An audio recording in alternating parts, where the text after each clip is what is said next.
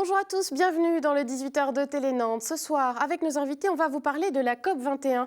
La COP21 qui est bien maintenue à Paris. Elle aura lieu du 30 novembre au 11 décembre, malgré les récentes attaques à la capitale. La COP21, on ne sait pas tellement ce que ça signifie, à quoi ça sert. Eh bien, on va voir ce soir que ça ne concerne pas que les chefs d'État. Il y a aussi des personnes mobilisées ici, localement, sur les questions de dérèglement climatique et qui seront à Paris pour le sommet climat. On en parlera avec deux entreprises et deux lycéens.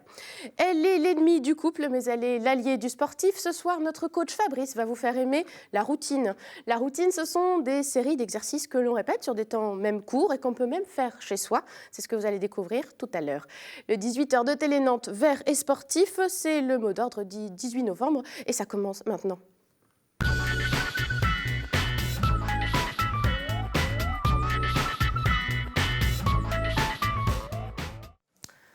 Nos invités nous rejoignent autour de la table. Adrien Suire de Kivivo, Bruno Grimaud de la PME Libre Énergie et de jeunes lycéens qui sont aussi avec nous. Ils nous diront tout de suite comment se fait-il qu'ils vont à Paris pour la COP21.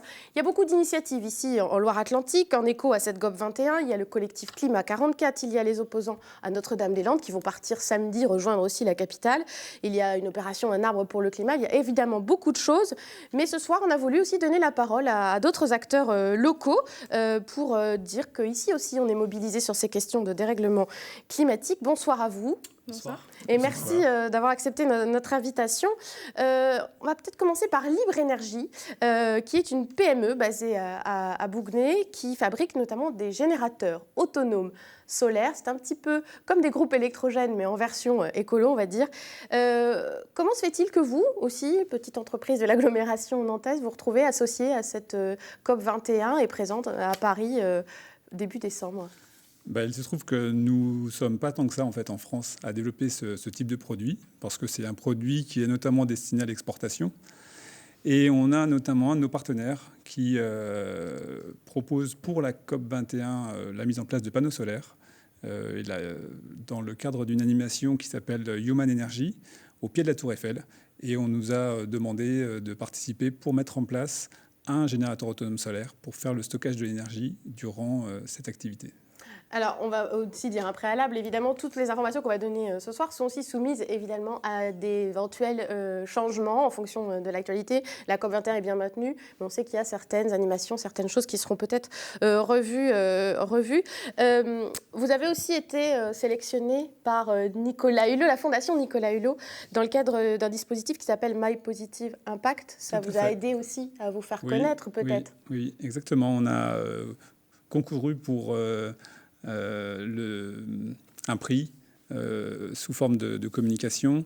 Malheureusement, on n'a pas été retenu, on n'était pas dans les 5 derniers, mais ça nous a permis d'avoir une audience intéressante sur Internet, sur notamment le générateur autonome solaire.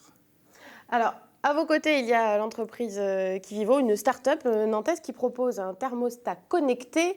Vous en avez même apporté un avec vous pour maîtriser sa consommation énergétique, avec votre slogan qui est l'énergie la moins chère et celle qu'on ne consomme pas.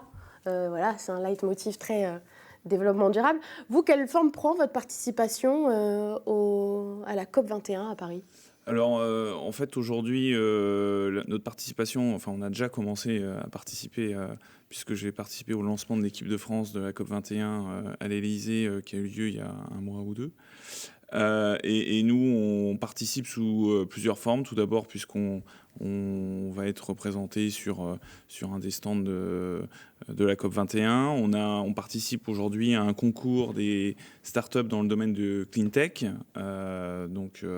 D'ailleurs, si nos amis nantais peuvent noter pour Kivivo, ils peuvent aller sur notre site et il y a un lien pour qu'on soit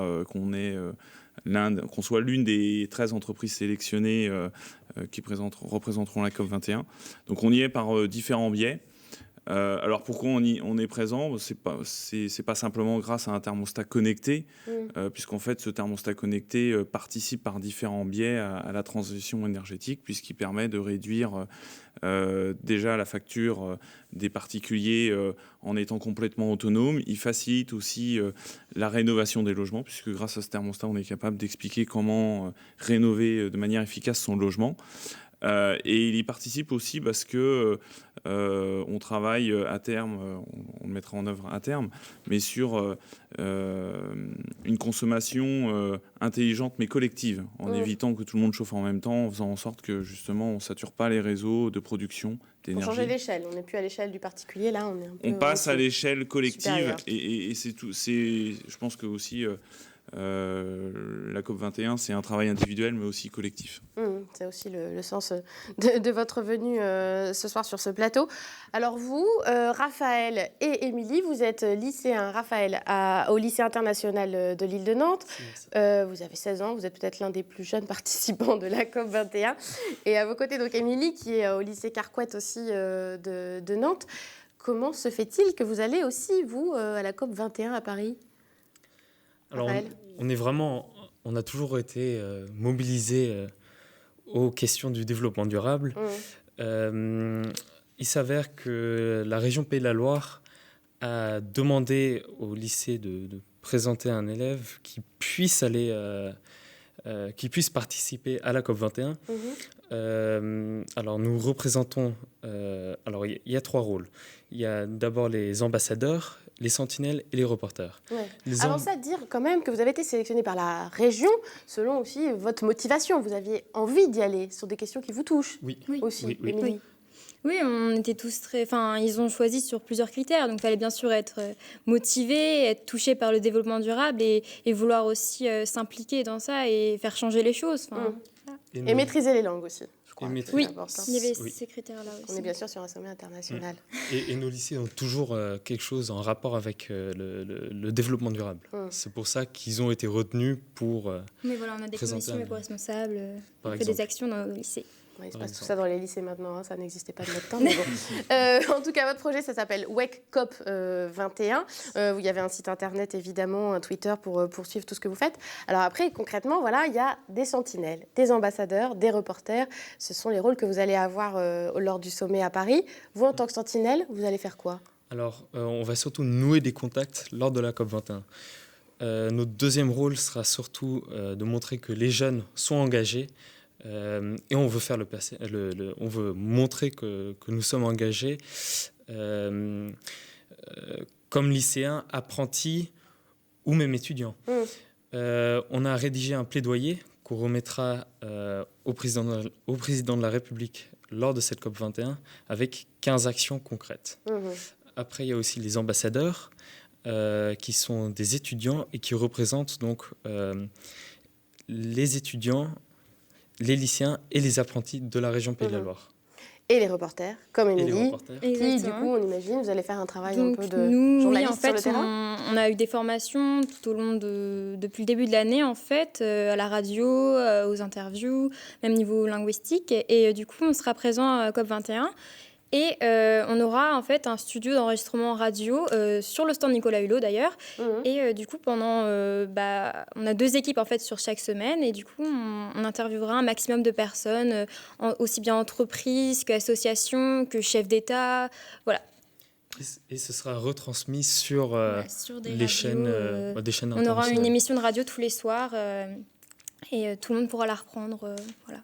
Alors, on voit bien aussi avec les entreprises Kivivo ou encore Libre Énergie que c'est votre cœur de métier déjà, la transition énergétique et le développement durable. Mais juste, vous, est-ce que vous pensez que vous êtes aussi une génération qui doit être particulièrement attentive à ces questions-là? En quoi, ça vous touche vraiment en tant que jeune des Pays de la Loire?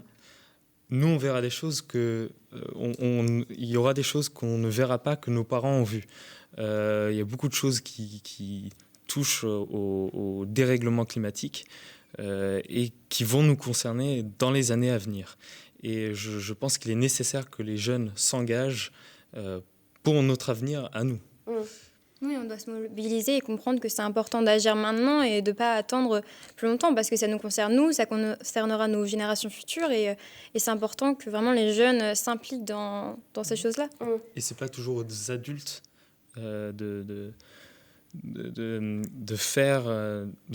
prendre toutes les mesures nécessaires. Il faut qu'on montre que nous, lycéens, apprentis ou étudiants, sommes présents et on est concernés. Des idées, On peut faire en bouger plus, les choses. des idées à proposer, évidemment. Vous, l'idée pour vos entreprises, on imagine, c'est aussi d'être présent, d'être visible. Est-ce que c'est une forme aussi de lobbying? On sait qu'il est beaucoup question de ça à la COP21. Est-ce que vous êtes aussi là pour faire du lobbying? Complètement. Nous, l'action que l'on montre, c'est la capacité d'avoir l'autonomie énergétique via nos cubes. On y va pour le montrer, pour le démontrer. Et on le fait régulièrement, d'ailleurs, lors d'opérations de ce genre-là. Pour pouvoir, vu que ce sont des technologies qui sont nouvelles, il est nécessaire de montrer. Vous montrez à qui? On montre par des actions de terrain. Au chef d'État, justement. Vous êtes là notamment. pour parler au chef d'État, pour parler aux autres entreprises. Oui. Au chef d'État, on a notamment... on travaille beaucoup sur l'Afrique et on croit beaucoup à l'Afrique parce que des solutions existent. Il faut juste les déployer et changer ses habitudes. C'est aussi le message que vous faites passer avec Ivivo, c'est de dire il existe déjà des choses. On ne part pas d'une feuille blanche. Il y a déjà des entreprises, y compris localement, y compris en France, qui développent des solutions. C'est aussi le message que vous voulez faire passer. Oui, parce qu'en fait, l'objectif de la COP21, c'est quand même d'arriver à un accord contraignant. Et que derrière, il va falloir mettre en place des solutions concrètes pour atteindre ces objectifs. Alors déjà, on espère qu'on va avoir cet accord contraignant. Et après, il faut aussi montrer aux décideurs, aux politiques, qu'il y a déjà des solutions. Alors, il y a des solutions qui sont faites par des entreprises comme la mienne ou comme Libre Énergie, mais il y a aussi des actions dans la société civile, des gens qui sont déjà engagés, il y a déjà des choses qui existent, et je pense que c'est important de montrer qu'il existe des solutions pour effectivement démocratiser ces solutions. Et qu'on soit peut-être que 1 ou 2% de gens engagés, que ça devienne 5, 6, 20%, etc. Ça devient une majorité, pourquoi Exactement. pas. Quelles sont aussi vos attentes concrètes par rapport à ce sommet? On le sait que la COP21, il y avait eu aussi d'autres rendez-vous auparavant à Copenhague qui ont un petit peu été des échecs. Là, on a aussi un peu peur que ça ne fonctionne pas forcément, qu'on n'arrive pas à un accord, qu'on n'arrive pas à atteindre cet objectif aussi de contrer le dérèglement climatique. Vous avez quoi comme attente très concrètement sur ce que pourrait donner ce sommet? Moi, je crois beaucoup à la taxe carbone. Je pense que c'est un outil assez universel, finalement, qui est tout à fait réaliste, parce que aujourd'hui, on paye le pétrole pas au prix qu'il l'est. On est sur une ressource qui est limitée et on la dépense bêtement. Et je pense qu'aujourd'hui, la taxe carbone est un outil pour remettre en place le meilleur levier de l'écologie, qui est l'économie. Donc, la taxe carbone est un bon outil. Et puis aussi, on sait qu'une des décisions qui va être prise aussi à la COP21, c'est comment on aide les pays en développement à passer directement aux énergies renouvelables sans passer par la case des énergies fossiles. Donc on imagine bien qu'avec vous, ce que vous proposez, vous êtes directement concernés aussi. Exactement. C'est-à-dire que ceux qui n'ont pas encore de mauvaises habitudes sont plus faciles à éduquer. Ouais. Et c'est beaucoup plus facile d'expliquer, par exemple, à un utilisateur que son lave-linge, il faut le faire tourner dans la journée plutôt que la nuit, parce qu'on produit de l'énergie à partir du solaire. Et que quand on consomme dans la journée, l'énergie coûte beaucoup moins cher. C'est facile à expliquer pour quelqu'un qui découvre l'usage. Quelqu'un qui a des habitudes anciennes, c'est plus compliqué. Et puis aussi, le message, c'est l'économie, en fait. Au-delà de l'écologie, de l'impact sur l'environnement qu'on peut maîtriser, c'est aussi de dire on peut gagner de l'argent avec des solutions aussi très concrètes. C'est aussi ce que vous proposez, finalement. Je pense que effectivement, pour moi, il y a deux objectifs. Le premier, effectivement, c'est d'arriver à une solution qui permet de financer plutôt l'écologie et notamment la taxe carbone est un très bon élément. Et le deuxième élément, pour moi, qui me semble aussi important, et on commence à le voir en France, c'est que c'est un élément fédérateur. C'est une manifestation fédératrice qui va permettre de mobiliser un peu les ressources autour de la transition énergétique et de faire prendre conscience, je dirais, aux citoyens que il se passe des choses et que si les dirigeants se réunissent pour trouver un accord contraignant, c'est aussi parce qu'il y a une urgence. Et je pense qu'aujourd'hui, on retrouve encore beaucoup de climato-sceptiques, entre guillemets, qui se disent on verra ça plus tard, mais sauf qu'à un moment donné, il faut s'occuper de nos futures générations.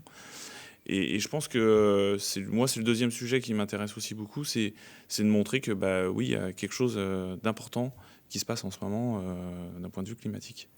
Et vous avez le sentiment, même vous, dans votre entourage localement, qu'on en parle un petit peu de cette COP21. On sait qu'elle passe aussi un petit peu derrière en raison des actualités récentes et des questions de sécurité. Mais vous sentez qu'il y a un intérêt pour ces questions-là, quand même, autour de vous, dans votre génération ? De plus en plus. Au départ, non.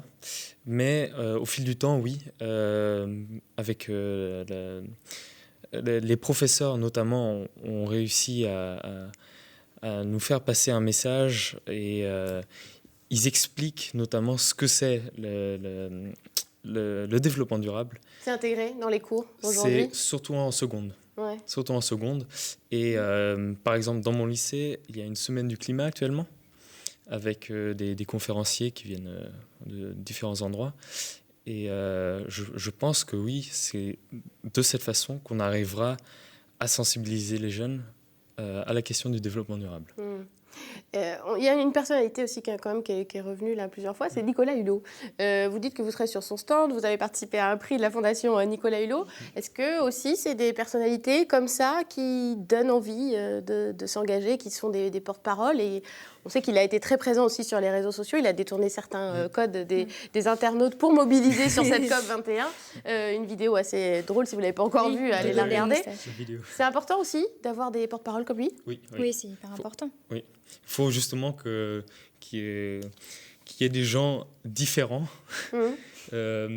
qui s'engagent et justement le fait de faire une vidéo assez drôle, assez comique sur les questions de développement durable, ça nous donne envie de regarder la vidéo, puis après de comprendre les questions sur le développement durable. C'est aussi une figure qui permet de dire, voilà, il n'y a pas que les chefs d'État qui s'emparent du sujet, finalement. Enfin, c'est une figure qui vous parle aussi, Nicolas Hulot, sur cette COP21. Tout le monde le connaît, c'est quelqu'un d'extrêmement engagé. Qui, justement, c'est intéressant, change sa communication justement pour démocratiser un petit peu plus et toucher par le rire, notamment les citoyens.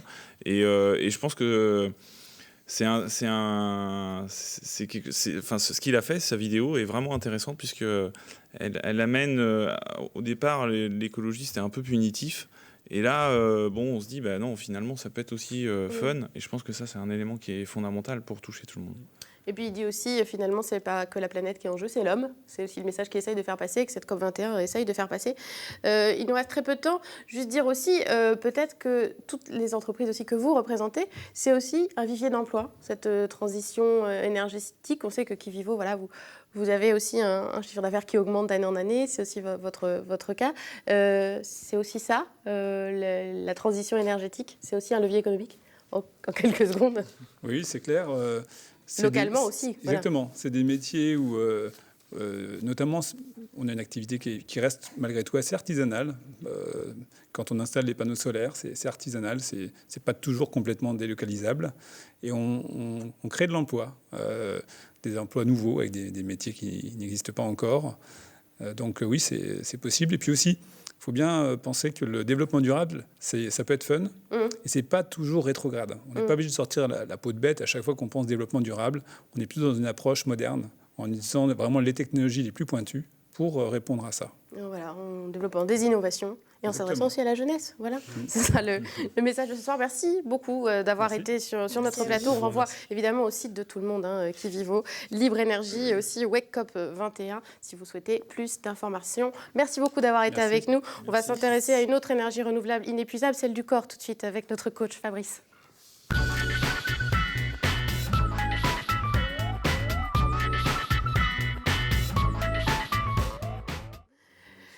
Et pour faire du sport, on a besoin d'espace. Alors on vient par là. Fabrice nous rejoint avec un invité. C'est ça, bonjour. Il s'appelle Mess. Bonjour. Ça. Bonjour. Bienvenue sur le plateau. Bonjour.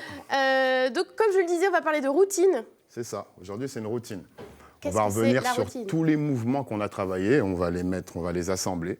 Donc il fallait réviser en fait. Ce soir, les gens n'étaient pas sinon, prévenus. ils peuvent revenir sur les pages et tout pour voir les vidéos qu'on a faites. Donc on va revenir sur tous les mouvements qu'on a faits. On va les mettre en boucle, ce qui va nous faire une routine. D'accord. Cette routine durera 5 minutes, ce qui permet à tous les gens qui n'ont pas beaucoup de temps avant le boulot, entre midi et 2, de prendre cette routine qui dure 5 minutes et de la faire. D'accord. Ok. Donc Metz, il fait le cobaye avec moi, c'est ça C'est l'idée? ça. C'est ça. Metz va faire Je le suis là cobaye pour ça avec toi. aujourd'hui. Ouais, d'accord. Ok. Donc on va faire, pour commencer, pour s'échauffer, on va faire le jumping jack. Ça, c'est nouveau. C'est nouveau, mais bon, vous connaissez un peu. Oui, Donc, nous, je on vais a vous révisé. laisser montrer, voilà, jumping jack avec tout ce que Il y a ça aussi un entraîne. film avec Whoopi Goldberg, maintenant, c'était Jumping Jack Flash. C'est pas pareil. Ok.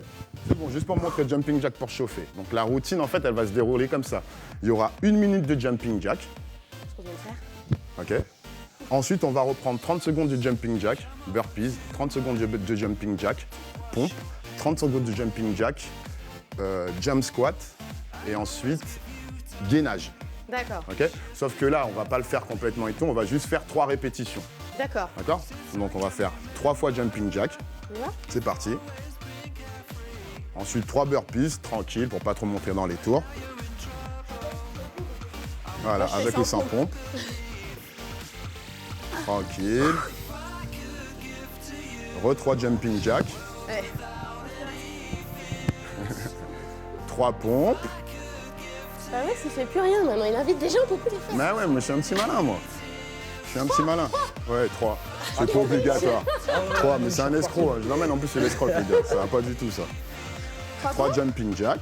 Encore, c'est le Jumping Jack qui est un peu le refrain. Voilà. Après, jump squat. 3. Parfait. Ça, c'était la prière. Voilà. Et Et Superman. Superman. Jumping jack. Et gainage. On va juste se mettre au sol pour rappeler c'est quoi le gainage et tout, et on va se On relever. l'avait fait aussi. En plus ici. Ah, le pratique, confort. Ah On ouais, est bien c'est là tout pour faire du confort. sport. Donc c'est pour les garçons comme les filles. Voilà, gainage. Avec ou sans casquette. Donc c'est bon ça. Chaque mouvement là, il a été répété 3 fois. Sauf qu'il faudra le répéter 30 secondes. Donc on va revenir 30 secondes de jumping jack, ensuite 30 de burpees, 30 de pompes, 30 de jump squat et 30 de gainage. Donc Et là, au on a une début, série d'exercices. Voilà, on a une routine, quelque chose qui Je se vais met boire en un boucle. coup, moi. Allez, Boire un continue. coup. Quelque chose qui se met en boucle et qui permet d'avoir une routine. Elle dure 5 minutes et on peut la placer n'importe où, à n'importe quel moment de la journée.